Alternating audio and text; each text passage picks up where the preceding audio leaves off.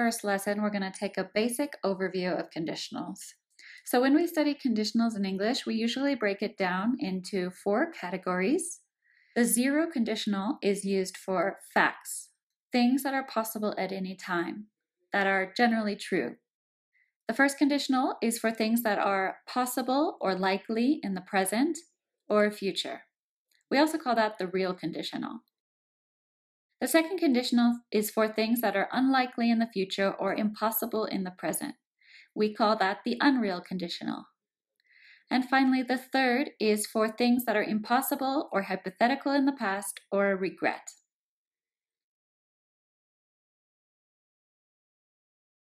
Let's look at some examples. For the zero conditional, if it rains, I open my umbrella. Si llueve, abro mi paraguas. Here you notice that we can break every conditional sentence into 2 parts. One part with if, and then another part after the comma. Those can always be switched. You can say, I open my umbrella if it rains. So the formula for the zero conditional is with the present tense on both sides of the comma. The first conditional, if it rains, I will open my umbrella. This could be translated as, si llueve, abro mi paraguas, the same as the zero conditional, or using the future in Spanish, si llueve, abriré mi paraguas. The formula for the first conditional is present and will plus the verb base. The second conditional, if it rained, I would open my umbrella. Si lloviera, abriría mi paraguas. The formula for the second conditional is the past tense and would plus the verb base. Notice here that when I use the past tense, I'm not actually talking about the past. Remember, the second conditional is for unlikely things in the future or impossible things in the present. So the past tense is used to make the idea feel more unlikely or distant. And the third conditional. If it had rained, I would have opened my umbrella. Si hubiera llovido, habría abierto mi paraguas. The formula here is if and had plus the past participle and would have plus the past participle.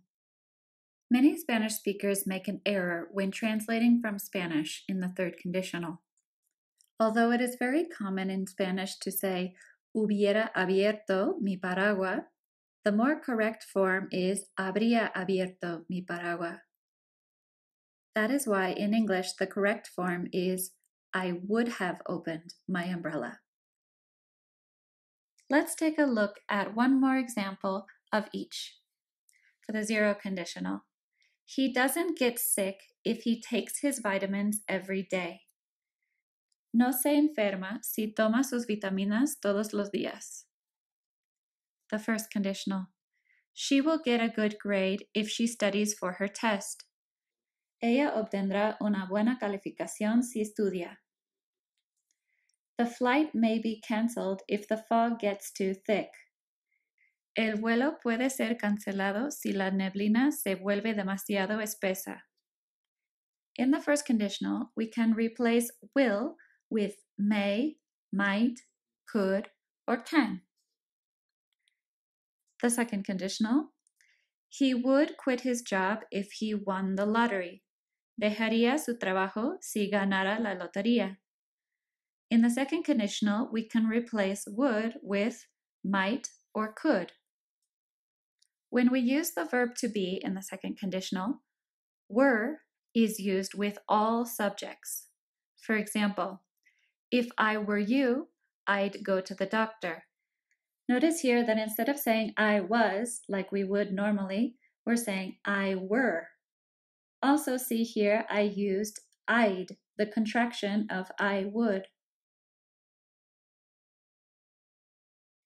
We can use were plus infinitive instead of the past tense. For example, if the river were to rise, the town would be flooded. Si el río se elevara, la ciudad estaría inundada.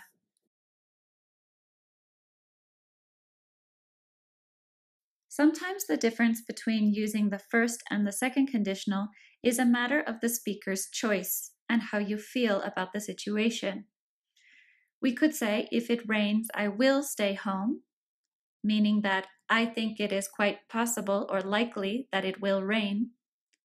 Or I could say, if it rained, I would stay home, meaning that I think it's unlikely that it will rain.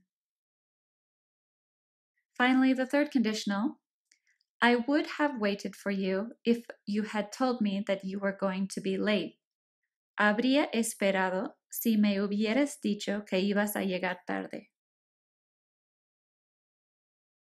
Finally, let's look at some common errors with pronunciation. The pronunciation of would is not the same as the word good. In would, the L is silent. It sounds exactly the same as the word would, W-O-O-D, pronounced at the front of the mouth, would. With good, the pronunciation of the G sound is in the back of the mouth, good. Also, when using the third conditional, we need to use past participles. Past participles that end in ed are often difficult to pronounce in English. That's because there are three possible pronunciations of these words. If the verb ends in a voiceless sound, meaning that you do not use your vocal cords, for example, the verb wash, the past participle will sound like a T at the end, washed. If the verb has a voiced ending, for example, the word clean, where you do use your vocal cords, the past participle will sound like cleaned with a D sound. And if the verb ends with a T or D sound, such as add, then we add an extra ed syllable, added. Washed, cleaned, added.